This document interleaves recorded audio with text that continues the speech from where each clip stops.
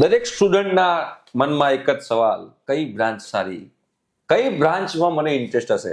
જો બેટા એક સાચી વાત કહું તો 99% સ્ટુડન્ટ્સ એવા છે કે જે લોકોને ખબર જ નથી કે એમને ઇન્ટરેસ્ટ શેમાં છે.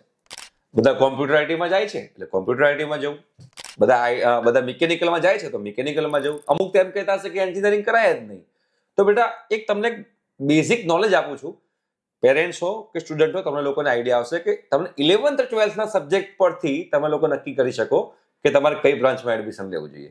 જો બેટા 11thમાં તમને 11thનું ફિઝિક્સ ગમતું હોય ને તો એનો મતલબ કે તમને મિકેનિકલ ને સિવિલ જેવી બ્રાન્ચ જે છે એમાં તમને મજા આવશે. જો 11thનું ફિઝિક્સ ગમતું હોય, તમને 12thનું ફિઝિક્સ ગમતું હોય તો તમને કઈ બ્રાન્ચ મજા આવે ખબર છે? Electrical engineering, EC, power electronics, instrumentation and control engineering, electronics and instrumentation, આ બધી બ્રાન્ચમાં તમને વધારે મજા આવશે.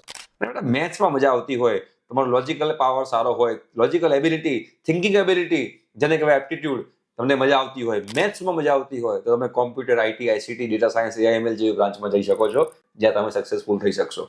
તો પહેલા એકવાર ધ્યાનથી વિચારજો અને પછી તમે લોકો બ્રાન્ચ સિલેક્ટ કરજો. ઓકે? અને તમારે બેટા આખી જો એડમિશન પ્રોસિજરની ઇન્ફોર્મેશન જોઈતી હોય તો સ્ક્રીન ઉપર એક નંબર છે, ત્યાં વોટ્સએપ મેસેજ કરજો. Okay? Thank you so much.